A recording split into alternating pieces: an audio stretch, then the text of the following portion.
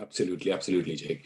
So moving on to T20 tournaments. Now, obviously, every board around the world is fighting for a space for their own league during the calendar year. And as you mentioned, it's so exciting to see the international players in your country playing the Super Smash, this weekend because there's a break in the international calendar.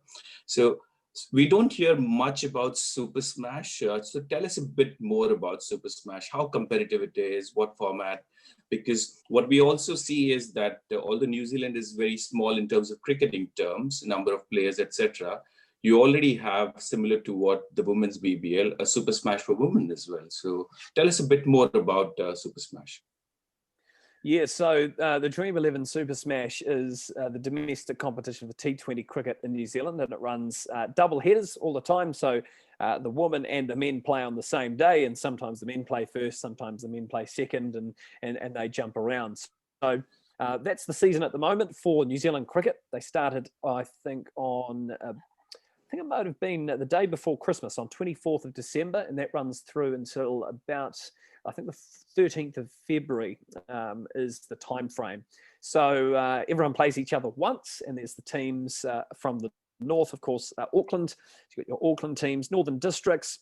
You've got Central Districts, Wellington, Canterbury, and Otago.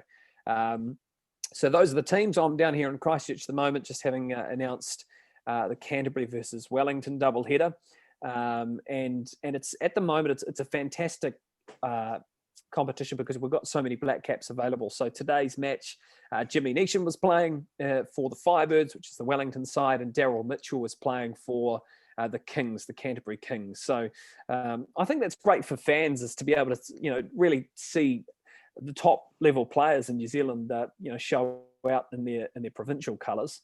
And I think that's gonna really help cricket in New Zealand this summer. It did certainly last summer, as Martin Guptill and Colin Munro opened the batting every single game for Auckland. And when you've got your black cap openers opening for Auckland, you bring crowds along. So it's not as big, I would say, of course, naturally, as what the IPL and Big Bash is certainly minor leagues compared to that. But I think that's New Zealand's breeding ground for T20 cricket, and we're seeing pretty good cricket too. Kyle Jamieson, for instance, I remember announcing a game that he took an incredible catch.